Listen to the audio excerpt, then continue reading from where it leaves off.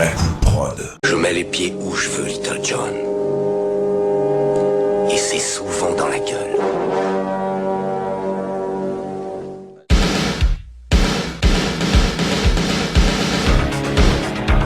Je connais le kung-fu. Prouve-le-moi. 4ème 4. Le petit dragon accroche sa proie. Et avec sa queue, il frappe. Bien joué. Mais une brique ne rend jamais les coups.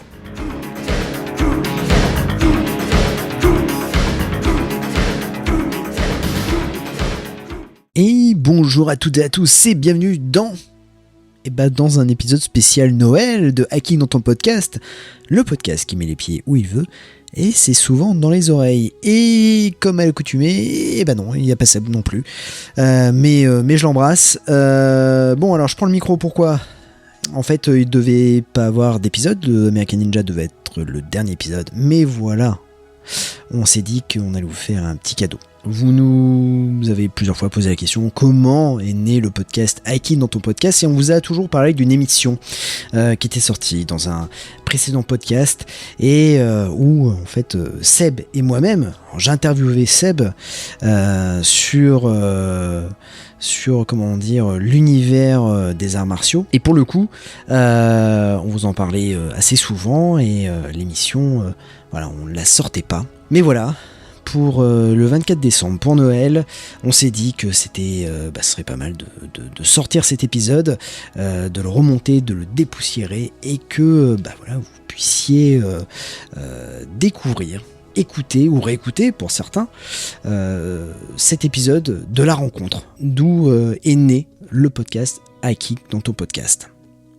Donc pour vous remettre un peu dans le contexte, nous sommes en janvier 2023, Seb était sur Paris et moi j'habitais à Paris. Et donc en fait on s'est capté à côté de chez moi dans un petit café, et j'avais mon micro trépied, donc vous allez voir, le son est pas forcément terrible. J'ai essayé un peu de l'améliorer, mais bon, c'est toujours pas ça. Et puis on a discuté. Et alors, à la réécoute, ça fait très Fréquence Star. Ça fait vraiment Laurent Boyer qui reçoit une célébrité. Mais c'est à la fois très bizarre de se réécouter et de réécouter cet épisode, parce qu'il s'est passé plein de choses depuis. Et puis c'est super intéressant, et c'est super cool de pouvoir se dire que on était au début de quelque chose. Quoi dire de plus ? Nous vous souhaitons un très très joyeux Noël. Passez d'excellentes fêtes de fin d'année, en famille ou entre amis.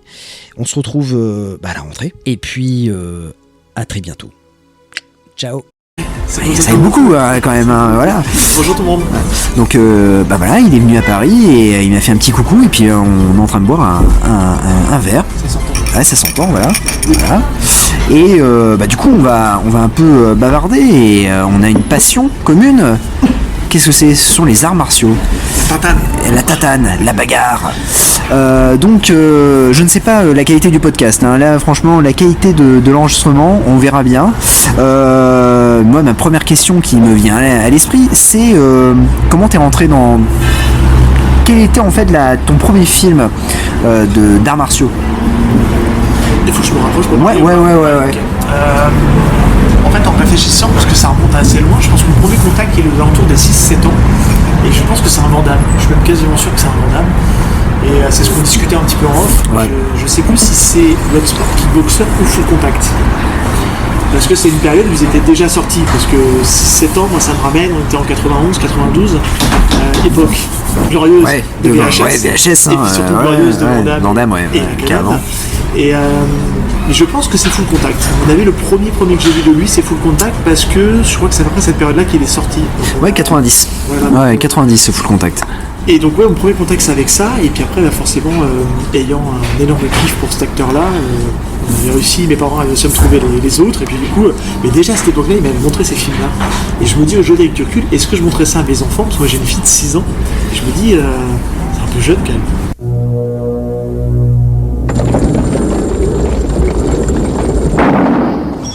Pour Lyon, la vie était impitoyable. Je n'abandonnerai pas ma famille. Je dois aller voir mon frère. Il avait besoin de toi et tu n'étais pas là. Donnez-moi juste une semaine pour trouver de l'argent. Une semaine. T'as eu suffisamment de temps comme ça.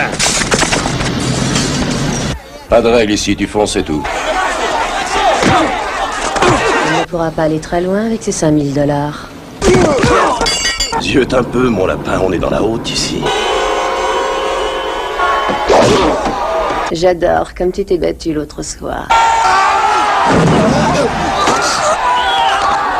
Il faut faire vite. J'ai envie de faire des folies. Y a pas de règle. Oui, je crois que tout est possible. Allez, Lion! Et ouais, je pense que c'est un Van Damme. Le premier, c'est du cinéma d'action classique, avec le grand écart facial, les coups de pied sautés. C'est la base, ouais, non, carrément. Bah écoute, moi je vais t'étonner. Non, je plaisante. Moi c'est Police Story 3. Oh, Ouais, Ah ouais. Jackie Chan. ok. Grâce à mon frère qui avait réussi à choper la VHS Est-ce à que c'est l'époque. celui avec Michel Yeoh. Avec Ouais, Michel ouais, Yeoh. ouais, Ok. c'est ça, ouais. D'accord. Et, il a lancé après toute la série le spin-off. Super Cop. Super 2, ouais, c'est ça, ouais. Exactement. D'accord. Et parce que c'est Police Story 3, Super Cop. Super Cop. Et donc elle a fait après Super Cop 2, ouais. Elle vole un peu la vedette à Jackie Chan. quand même. Ah bah de toute façon c'est son film à elle, hein, parce qu'il est vraiment en retrait, il fait quelques cascades, mais c'est vraiment à lui, c'est vraiment elle le rôle Super principal. série, Hein. d'ailleurs, les Police Story, ouais. Sauf les derniers. Lockdown moyen. J'ai pas osé y aller. Honnêtement, moi j'ai eu la chance de trouver, on en avait parlé aussi, parce qu'on échange pas mal sur les réseaux sociaux. Moi j'avais trouvé le steelbook de Police Story. Ouais. Et que j'ai vu pour la première fois il n'y a pas si longtemps que ça, parce qu'en fait moi le cinéma hongkongais c'est très tardif pour moi, donc j'ai pas tout vu parce que c'est compliqué à obtenir quand même, faut le dire, hein, c'est pas très simple à voir. C'est surtout ce cinéma là, et cinéma très bizarre hein, quand même, mine de rien, aussi entre le côté très burlesque et le côté très what the fuck au niveau action, où Et ça niveau tabasse, violent, et violence aussi, hyper violent, ouais, c'est très réaliste dans ouais. les scènes, parce que faut se rendre compte, c'est des films où on voit la scène générique, c'est grosso modo un peu le making of des ratés, et on se dit putain ils ont vraiment servi. Et donc du coup, Van Damme, ok. Allez, vas-y, comme ça, si je te pose la question, pour toi, quel est pour toi le meilleur Van Damme? Ah c'est hyper compliqué. Je te lance sur ça parce que tu me parles de Van Damme, je pourrais juste te parler d'autre chose, mais vas-y. C'est hyper compliqué parce qu'en fait, j'ai envie de dire que j'aime beaucoup toute sa période 80-90. Ouais, la meilleure quoi. Il y a même quelques films après que j'aime beaucoup aussi, mais c'est hyper difficile de trancher. Alors je pourrais te dire oui, bah je pense que j'aime bien Kickboxer, Full Contact, Bloodsport, c'est peut-être mon trio de tête. Mais après, j'aime bien les autres aussi quoi. Tu vois. Ouais, je comprends, ouais. J'ai un petit plaisir coupable pour Karate Tiger. Ah qui est, oui, qui est nul, hein. Qui bénéficie d'un doublage de merde et que j'aurais aimé trouver en VO, mais même tous les DVD que j'ai pu trouver, c'était toujours avec la VF, il n'y avait jamais la VO dessus. Et c'est vrai que Van Damme avec un accent d'un mec qui imite un russe, c'est un peu bizarre. Yvan le Boucher. Yvan le Boucher. Yvan le Boucher. Il dit pas Ivan d'ailleurs dans Si, le. Ivan. Ah, Ivan, ouais. Et c'est mal doublé parce qu'à un moment donné, je sais pas si il y a une scène qui me choque toujours dans la scène où ils sont sur le ring. Ouais.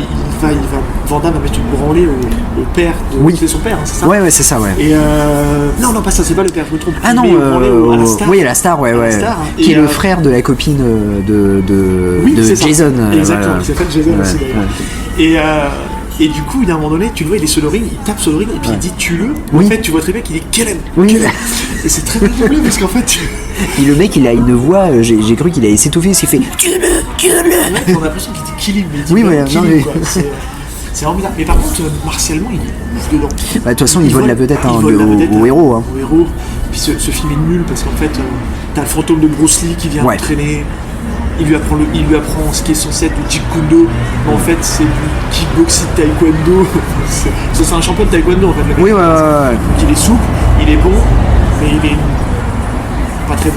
Mais bref, mais le film est cool sinon. Enfin, au niveau des scènes de combat, je skip en fait souvent quand je veux le regarder. Je me focus que sur les scènes de combat. Ouais. Parce que les scènes de combat sont. Et je trouve que c'est là où Van Damme, peut-être même si c'est mal filmé, c'est là où il a son karaté le plus propre, je trouve. Oui, je suis d'accord. Ouais. Il est habillé d'une telle manière qu'il fait qu'il balance des.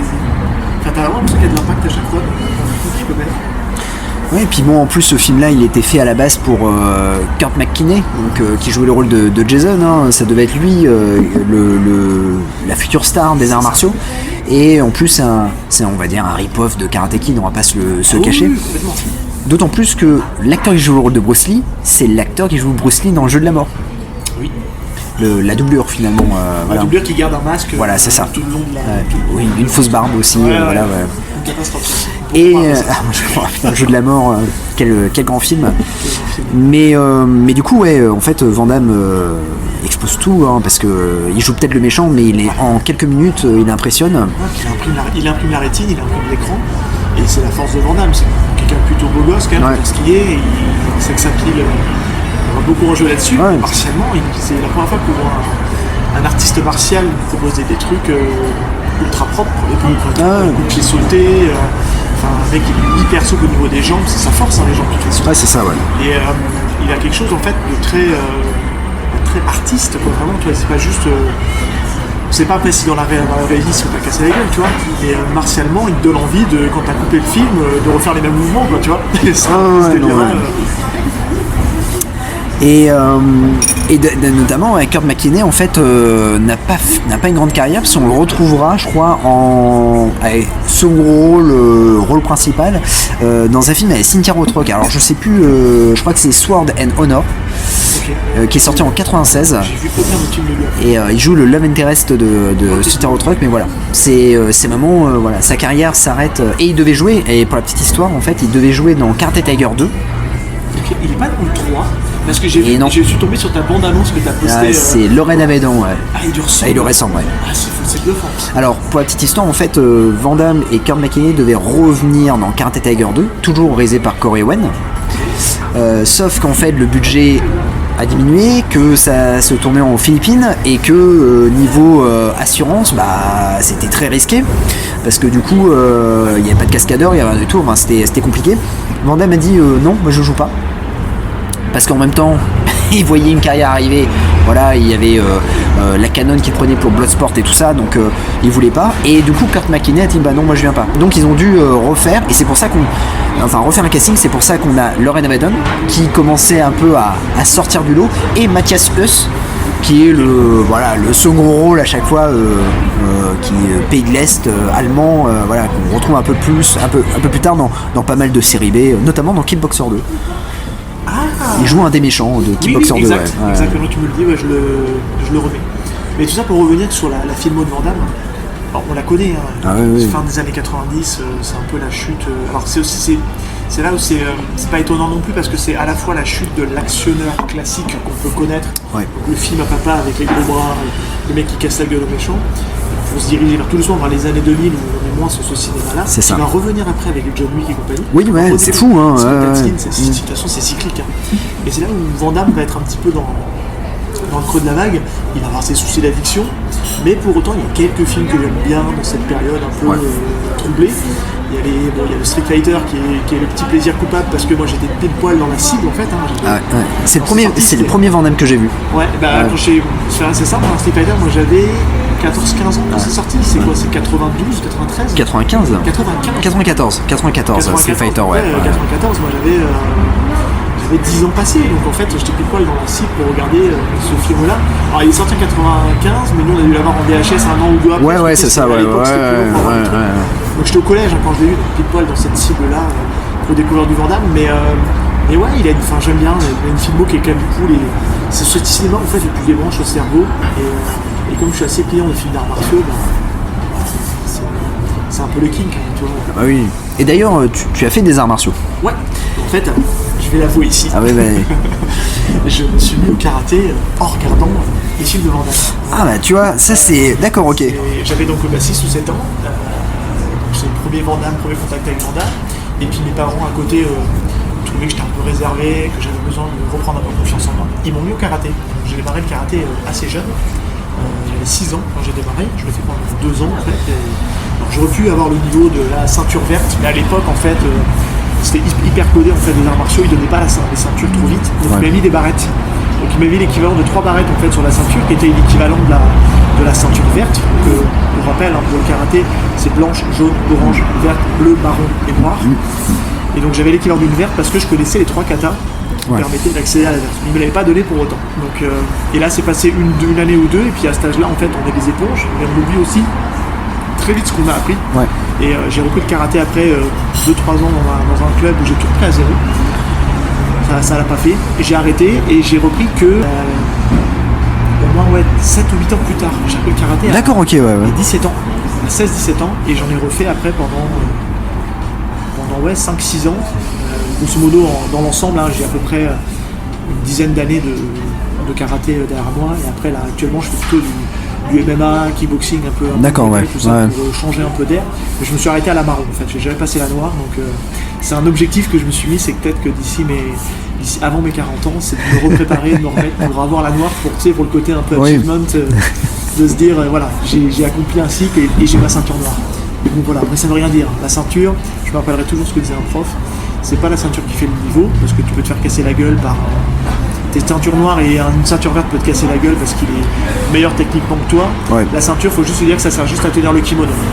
Oui, bah c'est ça. Hein. Ça c'est clair.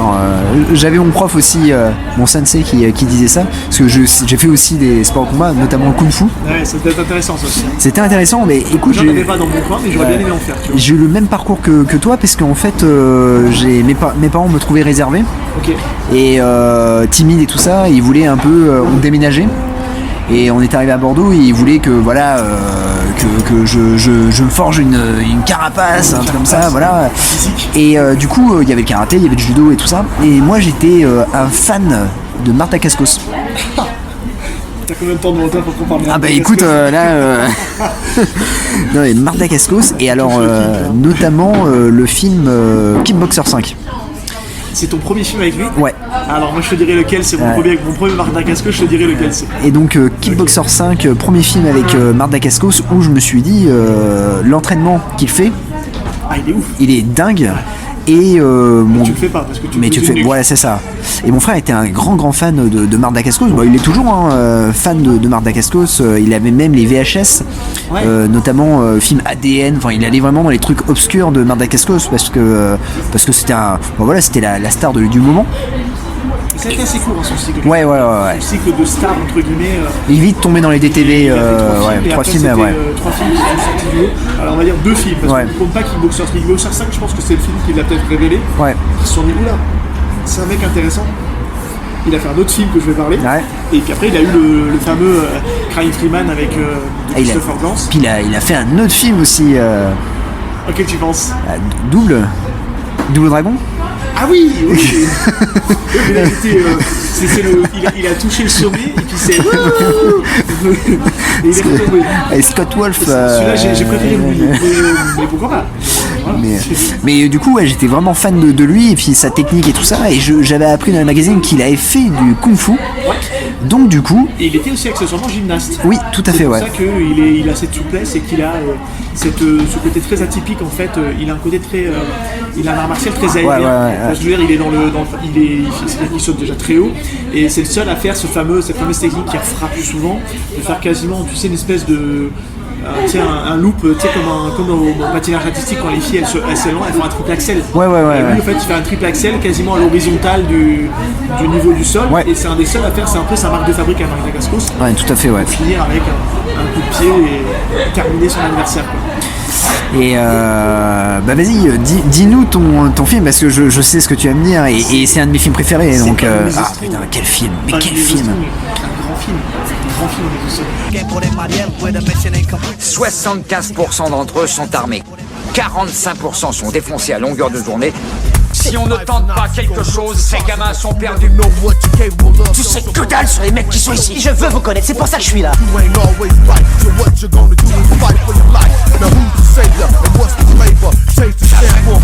C'est le règne de la terreur depuis que Louis Stevens, un nouveau professeur dont la spécialité est la capoeira, a déclaré la guerre au chef de la bande des Street Fighters.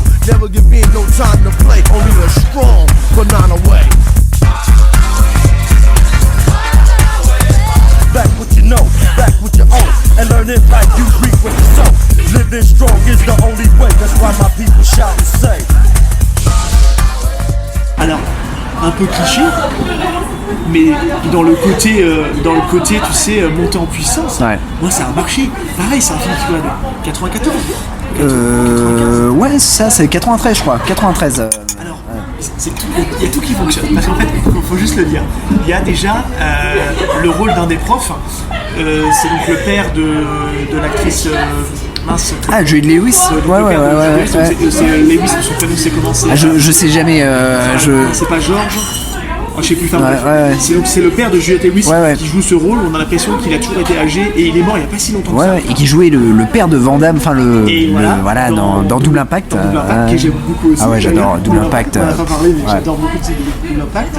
Et donc il est dans ce rôle-là. Donc en fait, tu retrouves tous les kinks de Van Damme parce qu'on le retrouve ici. Et en fait, pour raconter, c'est donc un ancien militaire qui revient d'une campagne et qui au Brésil, forcément parce qu'on va connecter avec le sport qui est à l'honneur, qui est donc la capoeira, qui m'a donné envie de faire la capoeira, puis en fait j'ai appris que c'était juste une danse, donc je dis non, en fait non, on va rester au film. Mais et donc il revient pour justement reprendre le poste d'un de ses potes. Oui, c'est ça, tout à fait, qui est mort justement, parce qu'en fait, il y a dans ce lycée-là, c'est un peu, on va se dire, c'est le substitut. C'est un rip-off de substitut. Voilà, mais dans le monde des arts martiaux, et ça marche parce que il y a tout ce folklore. Il est bon dans ce rôle-là. Moi, je trouve Dacascos, il se passe super bien. Et puis et le méchant, il a une vraie bonne tête de méchant. Et je sais qu'on l'a revu dans d'autres films après derrière. Alors j'ai mais c'est un. Il fait vraiment aussi les arts martiaux, ce mec-là. Il est connu, il a un niveau. Et puis le film est bon, les chorégraphies de combat sont vraiment top. La musique, elle est top, l'ambiance est top. Enfin, c'est un bon film de loup que faut que j'arrive un jour à me retrouver en Blu-ray parce qu'il est difficilement trouvable. Alors, il a eu plein de noms aussi, parce que. Moi, je le connais sous Only the Strong. Street Fighter. Il a aussi Street Fighter. Enfin, il a plein de noms, tu vois, il est très compliqué. La loi du plus fort. La loi du plus fort. Moi, je l'ai connu à l'époque pour la loi du plus fort. C'était la loi du plus fort sous-titré Only the Strong. Ou l'inverse. Et notamment avec un super doublage. C'est Pascal Legitimus qui double Martha Cascos. Je ne savais pas. Tu vois. Ok. Il en a fait plein des doublages. Oui, il en a fait. Ah ouais, c'est Legitimus, putain. Moi j'adore All in the Strong parce que. Alors, moi je l'ai eu en DVD collector. Parce que. Parce je l'avais en VHS, moi.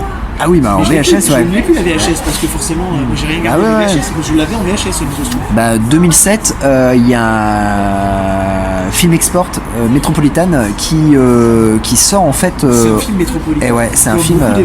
C'est ça, mais c'est le producteur, c'est Samuel Adida qui produit parce qu'en fait. Et oui, c'est ça. Parce qu'en fait, à la base, All in the Strong c'était réservé pour Van Damme. Il l'a pas fait du coup. Et parce qu'en fait, non, pas du tout. C'est Samuel Adida qui a dit finalement, peut-être pas prendre Van Damme. Parce qu'à la base, c'était vraiment Van Damme qui était. Si, il était. Parce que je crois que c'est juste après Full Contact.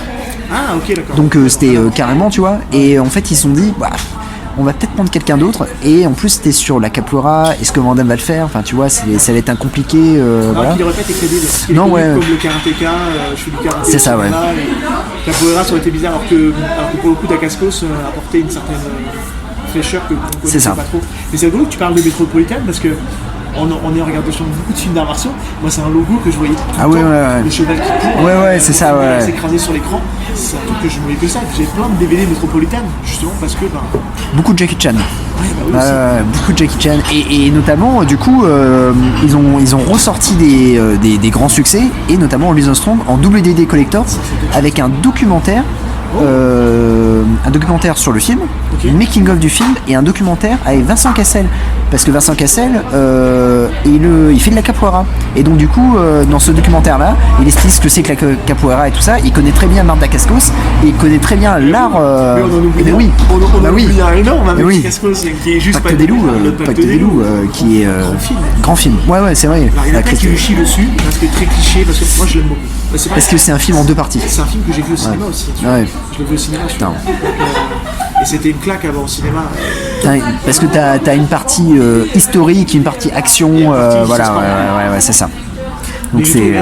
Oui. Et alors tout le monde dit que Cassel dedans cabotine, en fait des classes.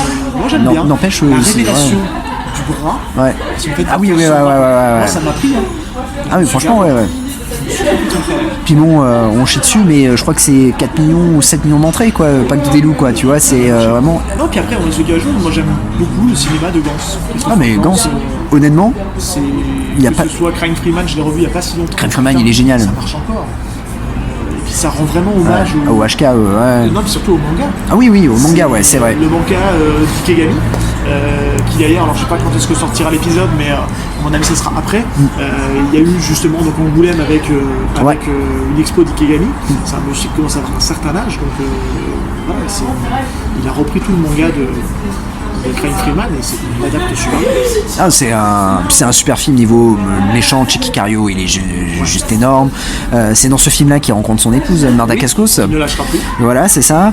Et puis voilà, c'est un. Et ils sont toujours ensemble. Ils sont toujours ensemble, ouais. C'est beau, hein, parce que dans le show business, on va dire. Ah oui, non, c'est vrai. C'est monnaie courante, monnaie courante que les acteurs divorcent avec lui, toujours avec. Toujours avec, ouais. C'est l'air d'être un mec Cascos. Un mec gentil, mon gars, ouais. T'as l'impression qu'il a l'air accessible. Ouais.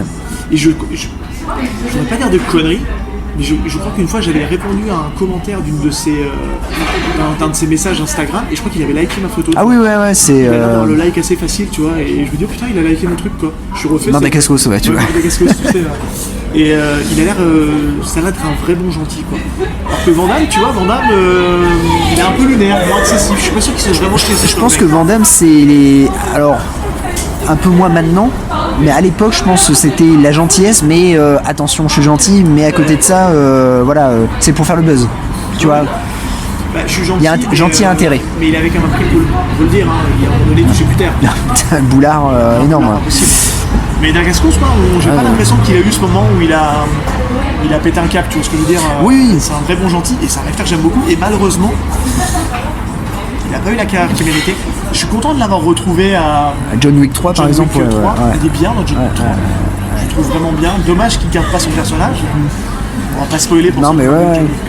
Mais bon, quand j'ai vu le casting de John Wick 4. Bon, oui, voilà. Voilà. Un autre de mes acteurs boubou.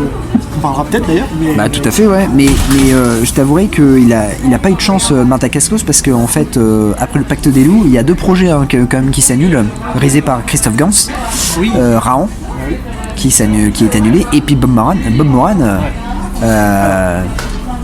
Moi là-dessus, je suis pas mécontent, parce que quand je vois aujourd'hui l'état du cinéma français sur les adaptations de séries cultes en bande dessinée française, je me dis, ils n'arrivent jamais à rien. C'est difficile à adapter. Oui. Je me dis, Raon, Bob Moran.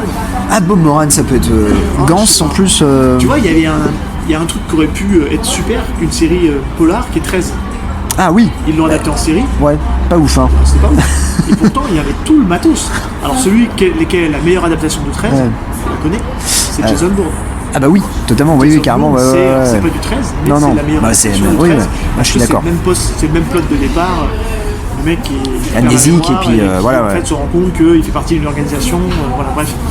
Mais je suis pas mécontent. Après, c'est vrai que Christophe Gans, il n'a pas eu de bol, je trouve, dans sa carrière.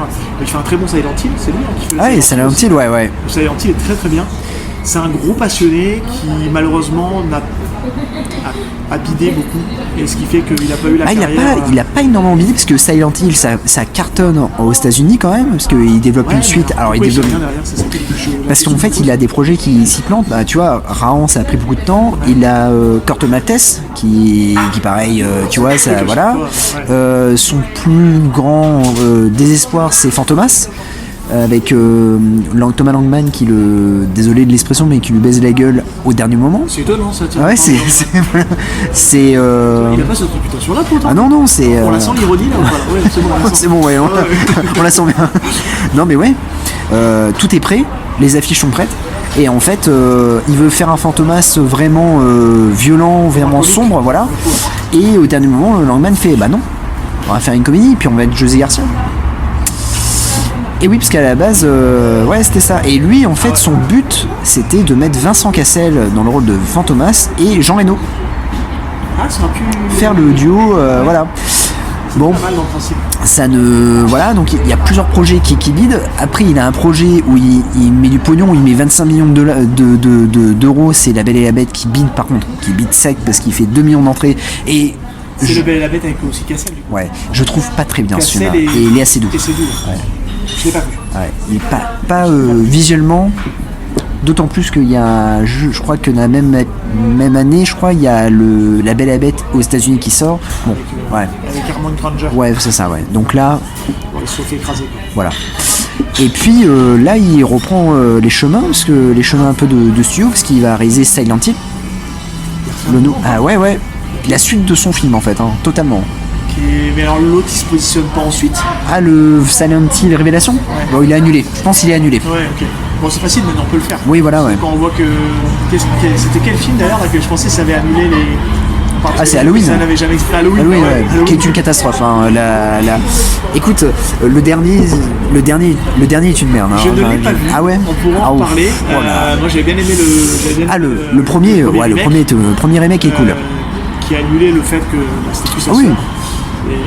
Mais bref, mais sans pour. Ouais. Un autre jour, ouais. Et d'ailleurs, de mecs super sympas. Donc il y a Mark Dacascos et il y a aussi un mec sympa que t'aimes bien. C'est Scott Adkins. Ouais, alors je sais pas s'il est sympa, mais il a l'air sympa. Ouais, Scott Adkins, ouais, putain, c'est. En fait, je trouvais que depuis certaines années, en fait, je retrouvais plus en fait le cinéma d'action comme j'aimais à la Van Damme, à la Dacascos. On a plein d'autres actionneurs comme ça qu'on peut citer qui sont très cool à regarder. Et puis Scott Adkins, je trouve qu'il incarne ça. C'est ce mec martialement ouf, mais dingue. Pareil, c'est un mec qui fait du taekwondo, qui est un vrai sportif et qui joue bien. Enfin, ah oui, carrément, ouais. Et j'en ai pas loupé beaucoup de Scott Adkins, j'ai pas tout vu, parce qu'il y a des DTV, pardon, où je suis passé un peu à côté. Mais ma première rentrée Adkins, c'est Ninja. Oh putain, bien joué. Ah, et très bien, très bon film, ouais. Ninja et sa suite. Ah, sa suite est ouf. Et que je trouve très bien aussi. Ouais. Et je dis, mais c'est qui ce mec? Ouais. C'est qui ce mec? Je l'ai regardé, j'étais là, mais j'étais putain, mais il est maboule. Je dis putain, mais c'est quoi ce mec? Il a une précision dans le geste, il a son gimmick aussi, il a un gimmick qu'il refait souvent. Pareil, il fait en fait une rotation, il fait une feinte d'un pied et en fait avec le pied inversé il revient et il lui met une claque. C'est pas visuel ce que je dis, mais vous la connaissez tous si vous vous souvenez un peu ce que fait Scott Adkins. C'est un coup de pied qu'il fait très souvent. Et après j'ai essayé de me refaire en fait toute sa filmo très axée martiale. Il y a les Undisputed. Ils sont énormes. Hein. Ouais. Le dernier Bobka est vraiment énorme. Hein. Alors je l'ai pas vu le tout dernier. Ouais. Le tout dernier qui est assez récent quand même, je crois qu'il est 2016. Ouais, c'est ça. Mais j'ai vu la trilogie que je trouve vraiment bonne parce que là, pour moi, il est au top de sa forme physique, c'est dans cela. Et il vient même éclipser, je trouve. Michael J. White, qui est un putain d'artiste martial. Ah ouais, on en parle aussi. Mais Blood and Bones, il est très bon là-dedans. Il est pas mauvais martialement, même si le film est pourri, mais il est bon aussi dans Universal Soldier. Et le combat absolu. Ouais, le 2, ouais. Et puis Never Back Down 2 et 3 qui sont vraiment plutôt pas mal, ouais. Il est bon, martialement, et ça a l'air d'être un putain de bon gars aussi. Oui, ouais. Il a l'air d'être assez sympa comme gars. Et pour revenir sur Scott Adkins, c'est vrai que il a une filmo vraiment intéressante et tu vois, par exemple, même quand il fait un peu moins d'arts martiaux, tu vois, il a une série là sur Netflix qui s'appelle il joue le rôle d'un usurier, là, il va récupérer le collecteur. Avec Louis Mandylor. Et 1 et 2, ça passe crème. Eh ben ouais. Je l'ai téléchargé là. Et c'est vraiment sympa. Et puis il a repris aussi le dernier Universal Soldier en date. Qui est pour moi meilleur. Voilà. Concrètement, ouais. Martialement, Maboule là-dedans. Il est génial. Après, il est un peu lunaire, le film. Ah oui, c'est très perché. On comprend pas trop le switch-off du personnage de Van Damme, pourquoi il passe comme ça. Mais il y a un délire un peu, tu sais, un peu lynchien. Oui, c'est ça, totalement. Ouais, carrément, je suis d'accord. Je sais pas si c'est un bon exemple, mais c'est très perché au niveau du scénario, mais les scènes de baston sont dingues, elles sont d'une brutalité. Le combat il y a le combat dans la petite supérette ou autre c'est vrai, c'est ça, alors, contre justement alors cet acteur là c'est The Pit ou Pitbull qui joue dans Universal Soldier 3 qui est dans le 3 qui est dans le Day of Reckoning, c'est ça qui s'appelle non, ça c'est le 4, enfin ça c'est celui avec Scott Adkins. Le 3 c'est Universal Soldier 3, mais il a Génération. Ouais, c'est ça, je crois que c'est ça, ouais. Et du coup, donc, on apprend qu'ils sont tous. En fait, on apprend que c'est des clones, qui sont tous clonés, qui reviennent tous à la vie. Donc ça, c'est le prétexte à la con pour faire revenir les acteurs. Et c'est un vrai artiste martial, ce mec-là. C'est de mémoire, je crois que c'est un combattant russe. C'est Andrei Saronsky, je ne sais plus comment c'est son nom, enfin bref. Et c'est un ancien combattant du MMA. D'accord, ok, oui, c'est un bon. Très bon aussi. Mais Atkins est dedans. Même le combat, alors pareil, tu vois, le combat avec Van Damme, je trouve qu'il était plutôt pas mal. Ouais, et il est en dessous, je trouve, en termes de. Parce qu'on a un Van Damme vieillissant, donc un peu préservé. Même le combat avec Dolph Lundgren, assez moyen. C'est compliqué. Parce que il sort un peu de nulle part ce combat. Parce qu'en fait, Lundgren a un rôle très bizarre là-dedans. Oui. On a l'impression que. Alors je pense qu'il a tourné peut-être 3 jours pour faire le film, parce qu'on voit très peu. Comme Van Damme d'ailleurs, on voit assez peu. Mais tu vois, ça démarre avec une scène où il est, comment dire, il est dans sa salle d'hôtel, il se fait attaquer par le soldier, ça cut, on le voit en leader des Unisols, et puis après il a sa scène où il a remis son béret, tout son attirail du premier. Ouais, c'est ça, Et il se bat contre lui, et puis terminé. Et tu te dis, ok, je sais pas à quoi t'as servi, mais... Très, très compliqué, le Lundgren, on peut en parler, très compliqué, même à l'époque.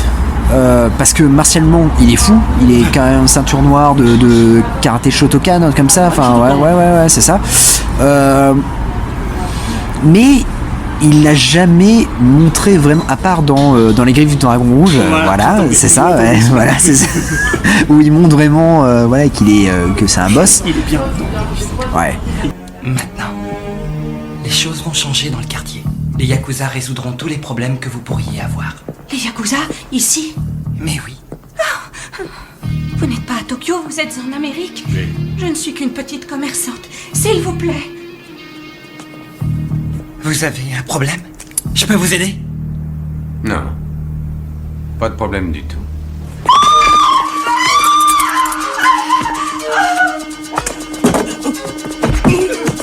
Très bien, arrêtez, on se calme. Tant que je n'ai pas déjeuné, je suis vraiment très mal luné.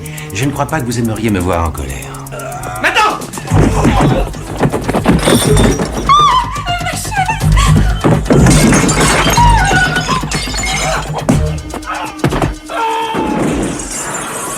Le film est cuté comme pas possible parce qu'il dure 1h10 et je crois qu'il est mal monté, mais qu'est-ce qu'il est, il est fun. Mais il y a des scènes super cool. Ah putain, ouais.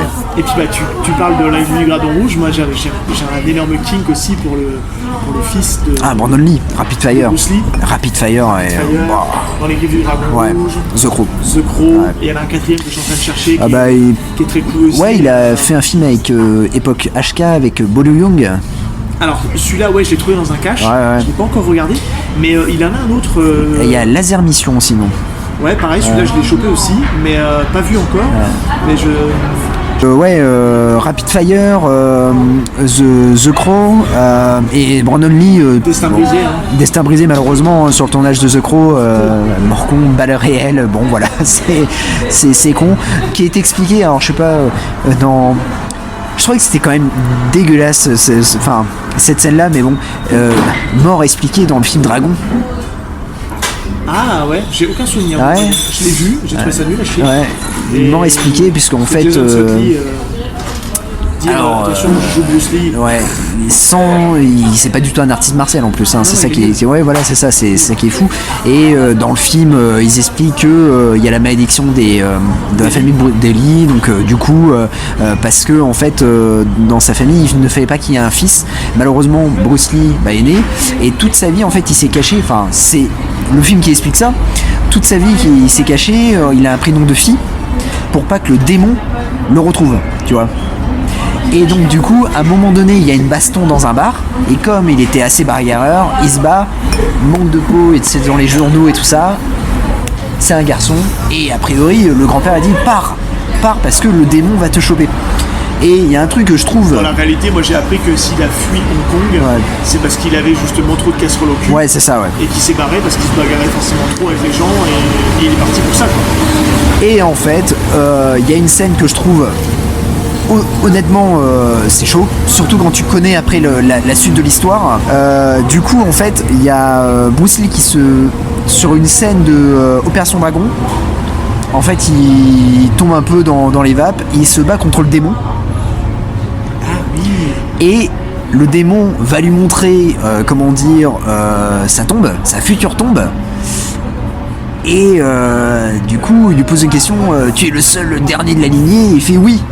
Et là, il y a une voix qui arrive et papa. Et là, le démon qui se retourne. Et donc, il dit, bon bah ouais, ok.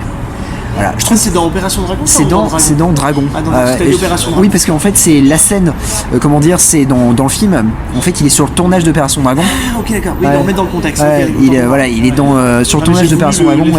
Ce film, il est atroce. Et donc, je trouve que c'est dégueulasse de faire ça parce que ça n'a rien à voir, quoi. Enfin, là, c'est un coup de malchance et il s'est passé la même chose avec Alec Baldwin. Bon, voilà, c'est l'arme qui est pas vérifiée et puis voilà, quoi. Qui est pas nettoyée, et puis il reste un éclat dedans. Voilà, mais tout ça pour revenir sur Scott Adkins, je trouve que c'est un acteur vraiment intéressant martialement.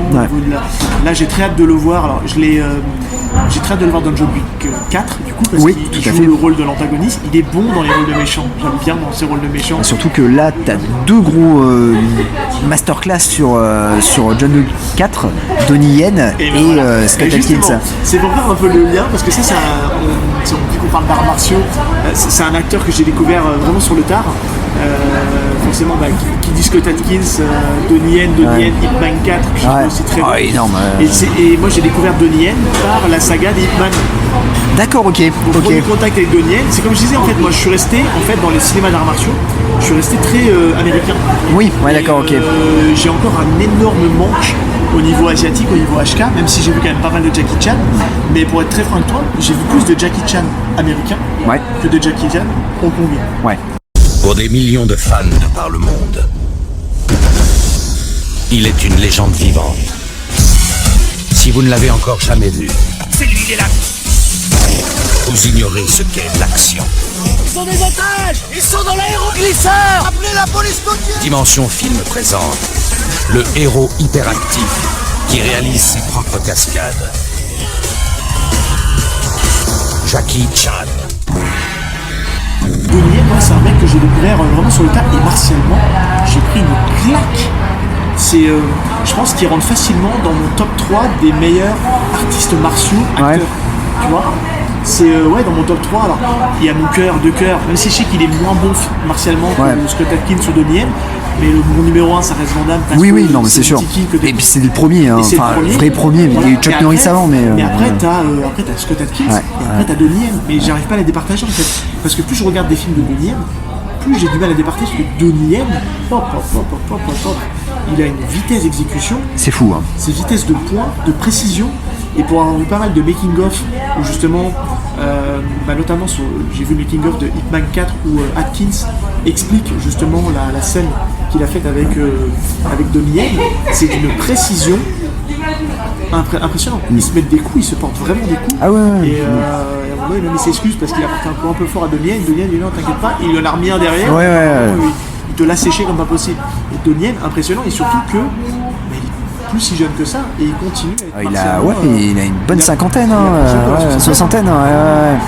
Et j'ai très hâte de le regarder là, parce que j'en avais entendu beaucoup de bien, et l'abondance m'avait bien hypé, mais je l'ai pas encore vu. Raging Fire. Raging Fire, dans un cache à pas cher. Dans un cache vraiment pas cher. J'ai dû le toper pour moins de 10 balles, un truc comme ça. Ah, trop bien, d'accord, ok, c'est bonne occasion, quoi. Vraiment, ok. Et du coup, quand j'ai vu ça, j'ai sauté dessus, j'ai dit, faut que je le mate. Il paraît qu'il est fou, hein. Il a l'air complètement mabou. Et pareil, c'est un mec qui a une filmo longue comme le bras. Alors tu dis ça, tu sais, mon premier rapport avec Donnie Yen, la première fois que je l'ai vu, c'était dans Highlander Endgame. Oh putain, oui, oh la vache. Il joue un immortel, Ah, c'est meilleur. Ah bah non, je crois qu'il se bat à un moment donné contre Adrian Paul, qui est aussi un artiste martial, hein. Mais bon. Plus que Christophe Lambert en tout cas. Ah, beaucoup plus, non mais. C'est bien que Christophe se sacrifie. Oui, c'est ça. Oui, voilà, c'est ça. Il aurait pu aller chez le coiffeur aussi. Mais, bien, bonne imitation de Mortal Kombat, parce qu'il fait ça. Oui, je sais. Ceux qu'on la ref. Mais Donnie Yen est un super. En autre artiste, et j'ai oublié de le zapper, mais en fait, en parlant, je me dis putain, je peux pas ne pas le mettre dropper. Un qui a aussi beaucoup forgé ma cinéphilie de films d'arts martiaux, c'est Jet Li.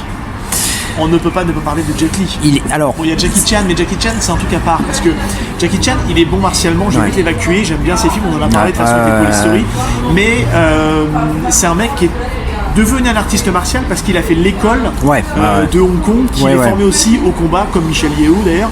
Comme Sam Young. Mais à la base de la base, ce n'est pas un artiste martial. Oui, non, c'est ça. Voilà, c'est avant tout, il a fait une école pour ça, et après il est bon martialement, mais Jet Li par contre, c'est un vrai artiste martial.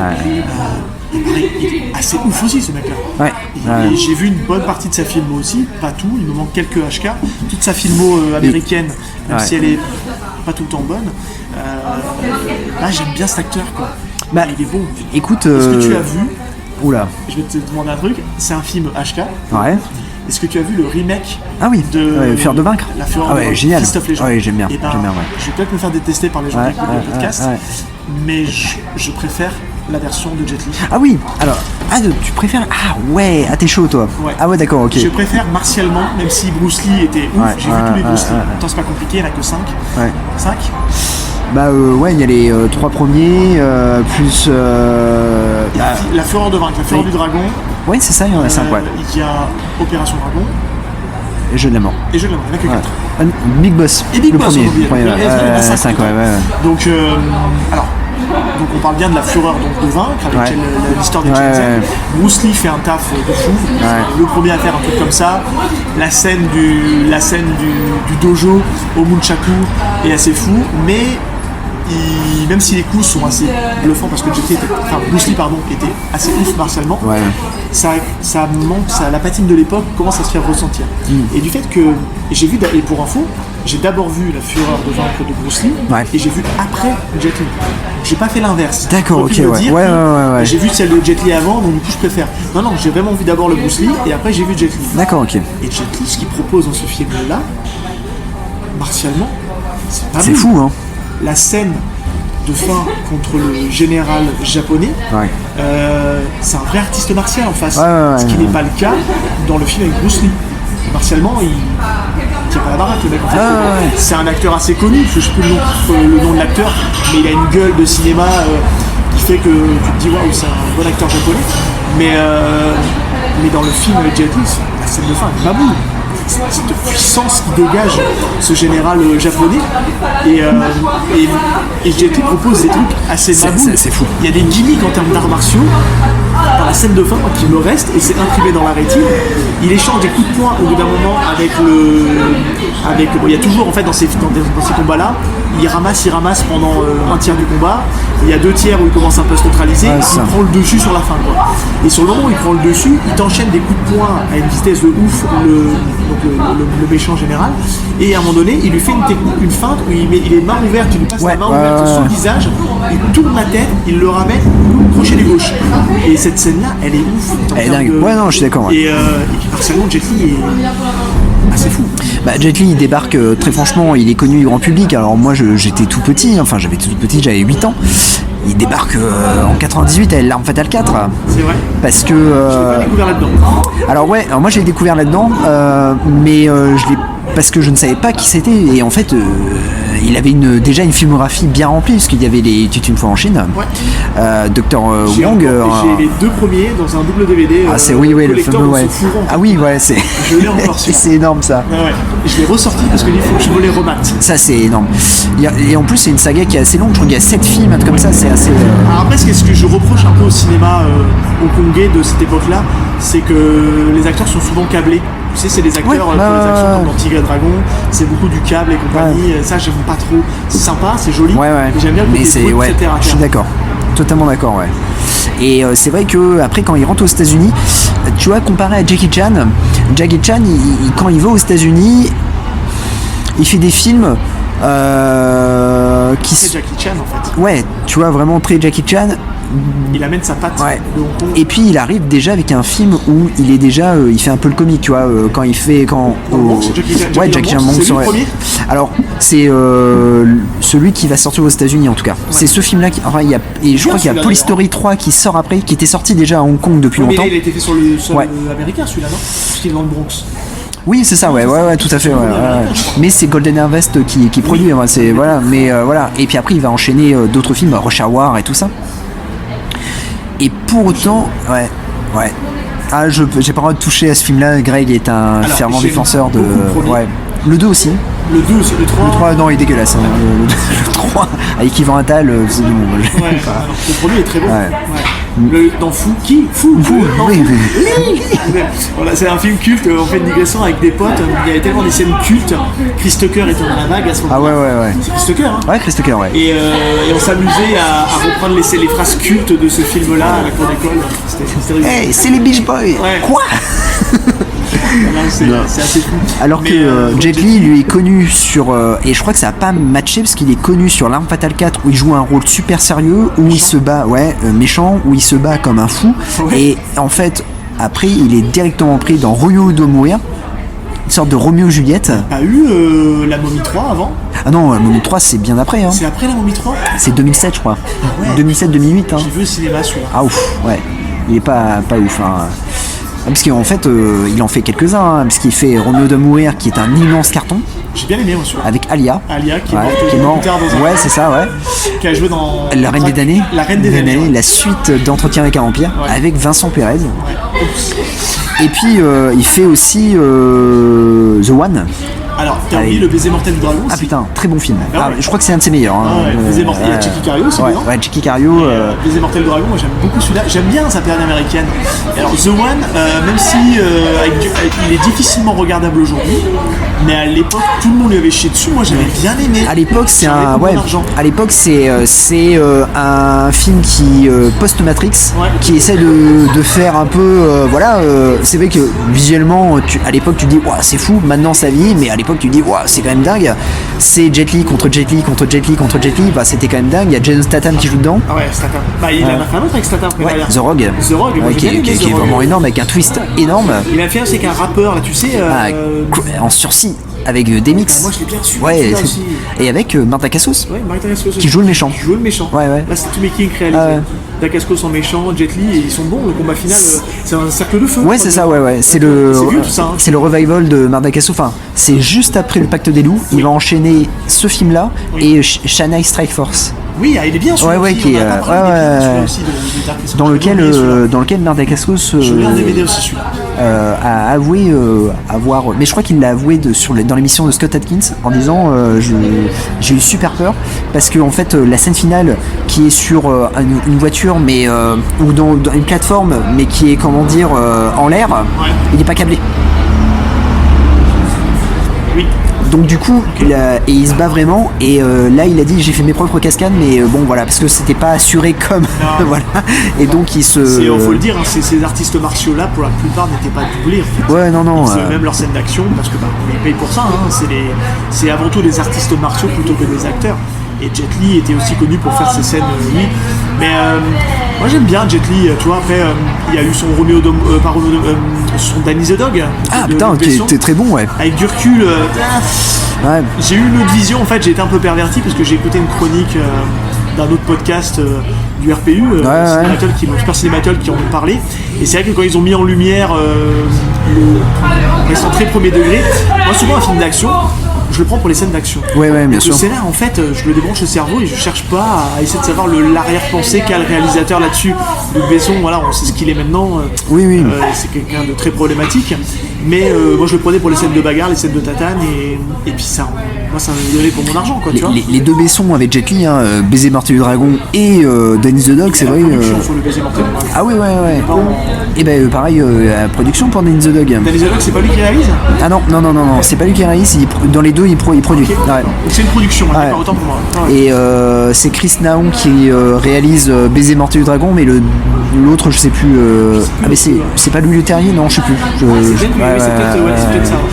Mais c'est deux productions où il sauve un peu, tu vois, Jet Li. Même si Danny the Dog problématique, mais il sauve un peu la carrière de Jet Li parce que après il retourne vite fait à Hong Kong. Il retourne à Hong Kong refaire des films. Il fait Expendables. Le premier est énorme parce que il fait une scène avec Gary Daniels Oui. Ouais, qui est vraiment, voilà, je trouve ça énorme. J'aime bien. Alors le 2, j'étais déçu parce qu'en fait, il commence le film et il dit allez salut, je pars en mission. Parce qu'il tombe malade en fait. Tu le vois plus. Et en fait, il est tombé malade. Okay. Et c'est pour ça que dans le 3, il fait juste une apparition. Mais à la base, en fait, il devait avoir, deux. Moi j'aime bien le 2 aussi, le 2 avec Van Damme. Il y a Atkins aussi là-dedans, forcément. Le 2, le scénario est complètement con. Il s'assume, tu vois, il assume le côté second degré. J'en ai pas pour mon argent avec les scénarios Van Damme, mais ça reste cool. Mais pour revenir sur Jet Li, tu vois, mon premier film, c'est peut-être Le baiser mortel du dragon, tu vois. Et après, je suis allé le voir dans L'Arme Fatale 4, j'ai commencé à voir tout son cinéma. Et après, j'ai commencé à aller voir un petit peu ce qu'il faisait, ce qu'il avait fait avant. Et là, j'ai commencé à les taper donc, dans Les Était une fois en Chine. Taishi Master. Taishi Master qui est ouf. Il est dingue. Dingue. Hero, Et ces deux films, moi, quand je pense à Jet Li, je pense Taishi Master, Hero. The Defender aussi. The Defender aussi, c'est ma boule. Je suis tombé sur un de ses tout premiers films, là aussi, je sais plus le titre, je l'ai vu, il est sur Amazon Prime. Vous pourrez le retrouver si on cherchait 5 minutes, mais c'est un de ses tout premiers films où il joue le rôle d'un. Il y a un combat qui se passe dans une usine à un moment donné. C'est les prolétaires qui se rebellent contre les. Ça me parle, ça me parle. Je sais plus le nom, tu vois, le nom me revient pas, mais il est dedans aussi. Et Black Mask. Et Black Mask, forcément. De très bons dedans. Et moi je te dis Fist of Legend. Oui, Fist of Legend. Si les gens se disent on commence par lequel. Il faut commencer par Fist of Legend. Fist of Legend, Taishi Master, Hero, le triptyque là. Ouais, c'est ça. Vous allez avoir pour votre argent au niveau artiste martial, il est pas beau. Et après vous continuez sur la trilogie, enfin pour moi j'appelle ça la trilogie parce que des 18 fois en Chine. Même s'il y en a plus, mais après je crois que Jet Li il joue pas dans tous les films. Après il est remplacé et tout ça. C'est une bonne question parce que moi j'ai vu que je me suis arrêté aux deux premiers parce qu'ils avaient fait à l'époque un coffret de DVD. C'est ça. Et j'ai pas été voir la suite. Il y a La Danse du Lion, c'est le 3, et je crois qu'à un moment donné il y a Dr. Wong en Amérique, et puis après il est remplacé et il fait une parodie en plus. À un moment donné il y a un film qui est sorti, c'est une parodie qui est trouvable sur Amazon Prime. C'est Clash of Steel, je crois que c'est ça. Et c'est une parodie, je suis tombé là-dessus, c'est pas très bon, mais bon voilà. Il a pas fait beaucoup de choses. Faut se dire, martialement est très bon, Jet Li. Mais acting, c'est pas ouf. C'est très très compliqué. Vaut mieux le regarder en VF, pardon. Parce que la VF pour le coup améliore un peu l'acting, puisque le mec qui le double se sent pas mal. Non c'est sûr. Mais la VO reste en VF quoi. Alors, on va décevoir plus d'un, parce qu'on va décevoir aussi Max de PCF Manga, parce que nous n'allons pas citer Michael Dudikoff, désolé. Non, mais on parle de vrais artistes martiaux. C'est ça. Michael Dudikoff. Pas de gens qui se font doubler pour lever la jambe.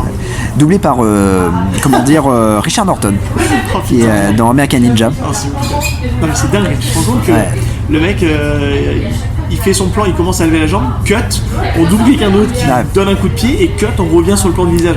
Tu te rends compte le temps qu'il faut passer en montage pour faire ça, c'est assez fou. Bah écoute, moi j'ai un exemple de fou, c'est Eddie Cibrian dans The Hitman, qui est en fait avec... D'accord que The Hitman c'est le film avec Chuck Norris mais non alors attends alors non oui toi tu parles de The Hitman, le film qui est sorti au cinéma. Non, il en a fait un autre, The Hitman, un téléfilm réalisé par Aaron Norris à l'époque de Walker Texas Rangers. Il fait un film c'est celui-là que je parle moi, avec le petit garçon qui perd toute sa famille. D'accord, ok. Et donc je l'ai en DVD celui-là. DVD découvert, parce qu'on en a pas parlé, on en parlait en off tous les deux. La grande époque c'est Discount, où t'as acheté les DVD pour 1€, 2€, et je l'avais acheté dans un lot. Mais trop bien. Et j'avais bien aimé celui-là. Ah bah oui, il était bien, mais Eddie Cibrian ne fait aucune casse. C'est pas lui. Non, pas du tout. C'est pas lui qui se bat en fait. C'est bien foutu parce qu'on croit que c'est lui. Ah ouais. Regarde de nouveau. Alors mais c'est une leçon de regarde de nouveau. Un film que j'aime bien aussi là dans les Chuck Norris. Tu sais, tu parlais justement du fait qu'il soit là, qu'il soit pas là. Il y a un film où il accompagne un gamin qui est un peu Sidekicks. Qui est en fait une sorte de Karate Kid aussi pareil. C'est pareil, quand je parlais de Karate Kid, je pensais à ce film-là. D'ailleurs, Destin tragique. Ah oui, c'est ça, qui est commencé par. Il était d'une fois. L'Histoire sans fin 2. L'Histoire sans fin 2. Qui a fait Sidekick, qui a eu quelques rôles après derrière, et donc c'était Jonathan Brand. Et il s'est suicidé. Oui, alors tu sais pourquoi? Il faisait des bouffées, il a fait des bouffées psychologiques. Et il était en soirée avec des potes et c'est ça qu'ils l'ont trouvé à l'étage. C'est triste cette fin de carrière à lui. Mais c'est pas ça, c'est que en fait le truc c'est qu'il aurait pu rebondir, il passe ce casting pour Star Wars l'attaque des clones. Oui. Il a pas le rôle, voilà. Et là, c'est le rôle revient à Hayden Christensen, c'est ça. À l'époque. Et lui il se dit c'est bon, ma carrière elle est foutue. Surtout que dans sa filmographie, c'est un mec, ce mec-là quand même, il a fait les premiers Il est revenu. Oui. Il joue le gamin qui a de l'asthme. Ouais, c'est ça. Et il fait quand même la série de Spielberg Sea Quest, quoi. Ouais, c'est vrai. Non mais le mec a pas une carrière dégueulasse, quoi. Je pense que c'est toute cette génération d'acteurs là qui a essayé de percer, qui a fait un ou deux films. C'est un monde impitoyable, Hollywood. Oui, c'est les jeunes acteurs, tu sais les. Ils ont une telle pression que je suis pas étonné qu'il y ait parce qu'il y a quand même, on se rend compte qu'il y en a quand même pas mal à se suicider. Si on voit, un jour on va peut-être faire un truc ensemble sur les Power Rangers. Ah oui, ouais. On a l'acteur. Jason David Frank, qui s'est suicidé aussi. J'ai découvert que récemment. Qui martialement était fou aussi. Un des acteurs qui jouait dans Smallville, qui jouait le rôle de Cyborg, de Cyborg. Ah oui, ouais. Il a eu pareil, il a eu une carrière après derrière avec 2-3 films sympas. Et pareil, c'est quelqu'un qui avait des trucs bipolaires et qui a fini par se suicider aussi. Et c'est vrai que c'est on dérive, mais le monde d'Hollywood est un peu sans pitié. Il y en a un aussi, et après, mais c'est Corey Haim qui est un acteur des années 80 qui cartonne avec son pote Corey Feldman, et en fait il tombe dans la drogue et puis il produit 2 films dont un avec Cynthia Rothrock, et c'est un bide, et enfin voilà, il est overdose, quoi. Donc, mais on pourrait rester parler des heures. Ah oui, c'est sûr. Je pense qu'on n'a pas cité tous les acteurs, parce que là tu vois, Jet Li il est revenu comme ça, parce que putain, comment ne pas parler de Jet Li. Mais en fait je trouve que c'est les films qui m'apporte moi une soupape de décompression. Moi j'aime ces films-là, et j'y vais pas pour le scénario, loin de là, j'aime rien à foutre du scénario. J'y vais pour le côté martial. À partir du moment où ça fait le taf martialement, c'est-à-dire que les mecs me proposent une vraie bonne chorégraphie, des vrais coups avec de l'impact et compagnie, c'est client, c'est vendu. Le scénario ne peut rien raconter derrière. À partir du moment où ça fait le taf au niveau martial, moi je dis vendu. Et je trouve que c'est ça que tu vois dans les John Wick, ça m'a dit que les Hitman, si on parle vraiment de cinéma d'action, d'arts martiaux récents, je parle années 2010, c'est pour ça que j'aime beaucoup aussi on parlait tout à l'heure de Scott Adkins, parce que c'est les gens qui apportent vraiment martialement des choses hyper intéressantes. John Wick martialement c'est dingue. C'est ouf. Le mec qui réalise ça, c'est un artiste martial aussi. Ah oui, tout à fait. Son nom, c'est Chad Chalinsky. Et lui, martialement, c'est un chorégraphe à la base. Donc, il apporte quelque chose dans ce cinéma d'action très nerveux, très. On n'a pas parlé non plus, mais on peut aussi parler des The Raid. Ouais. On en parlait déjà, il y a tellement de films. Mais en revanche, on peut clôturer sur une actrice qui, je pense, on va être d'accord, Michelle Yeoh, qui est énorme, d'ailleurs, qui a montré encore une fois dans son film. Alors, c'est All Once, c'est ça, c'est ça. Voilà. Alors, visuellement, qui est très bien. Moi, je suis passé à côté, mais elle mérite son Oscar. Ça, c'est indéniable. Mais elle l'aura pas. Ah oui, elle a eu son Golden Globe, mais voilà, l'Oscar, bon, ça va être compliqué, mais ouais. De toute façon, c'est joué d'avance, ça, de toute façon. Mais en tout cas, une chose est sûre, c'est que elle a marqué aussi sa génération HK avec Le Sens du Devoir, avec Police Story 3, Super Cop 2. Enfin, elle a eu quand même une grosse carrière. Elle a tenté une carrière américaine aussi avec Le Talisman. Je me souviens à une époque, où il y avait eu le médaillon, les talismans, le médaillon à Jackie Chan, le talisman, voilà. Bon, écoute, et puis c'est vrai qu'au niveau féminin, on n'a pas grand monde. T'en as 3. Enfin, moi personnellement, j'en ai 3 en tête. Tu as Michelle Yeoh, t'as Cynthia Rothrock, qui a fait une carrière HK, voilà. Et puis après, c'est surtout sa carrière américaine. Et puis tu as Cynthia Khan qui a remplacé en fait Michelle Yeoh dans la saga Le Sens du Devoir. Et c'est quelqu'un qui ne savait pas se battre, mais elle était comme Michelle Yeoh déjà. Ouais, c'est ça, ouais. C'est une danseuse. Et donc du coup elle a commencé à apprendre vraiment les arts martiaux, et elle ne se fait doubler dans aucune scène de combat. Et voilà, donc Cynthia Khan qui a fait une petite carrière en HK qui était plutôt pas mal. J'ai un truc de voir Zhang Ziyi qui est donc dans Tigre. Est-ce qu'elle se bat ou pas? J'en ai aucune idée. Qu'est-ce que aussi de voir une geisha. Je pense qu'elle est plus actrice que artiste martial. Ouais. Mais c'est vrai qu'en artiste féminine. Ah bah si, attends, on a oublié Miss Karate Kid. Hilary Swank, ah oui. En tout cas, boxeuse. Oh, putain, oui, c'est vrai. C'est vrai. Non, on en parlera pas. C'est une blague. Mais c'est vrai que ça manque un peu de touche féminine et je suis persuadé qu'il y a des. Moi, il y a une vibe à un moment donné, ils voulaient mettre avec l'apparition du MMA, ils ont mis Ronda Rousey. Ronda Rousey, et puis celle qui est maintenant blacklistée. Tu parlais qui est dans Mandalorian. Mais qui a aussi fait un. Elle n'a pas été dans un Expandable. Elle n'a pas fait Expandable 3. Non, elle n'a pas fait Expandables 3, mais elle a fait Fast and Furious. Oui, c'est ça. 6, je crois. Alors, c'était qui dans Expandable 3 il y a une actrice féminine, c'est Ronda Rousey. C'est Ronda Rousey. Et donc, du coup, ils avaient essayé de faire quelque chose, mais ça n'a pas pris parce que Ronda Rousey n'a pas une carrière après Fast and Furious. Elle a je crois sortie un peu maladroite aussi. Ronda Rousey a eu quelques surprises. Quelques casseroles au cul aussi. Elle a complètement foiré sa fin de carrière dans l'UFC. Elle s'est fait défoncer la gueule par une personne sur papier qui n'était pas censée gagner. Et puis, non, je n'ai plus le nom de l'actrice que tu me dis. Alors l'autre, je ne sais plus du tout, mais elle. C'est ça, ouais. C'est très masculin encore. Donc, faut avoir quelques nanas qui cassent des gueules aussi. Bah oui, carrément, ouais. Eh ben écoute Seb, attends, pas mal, 1 heure d'émission, pas mal.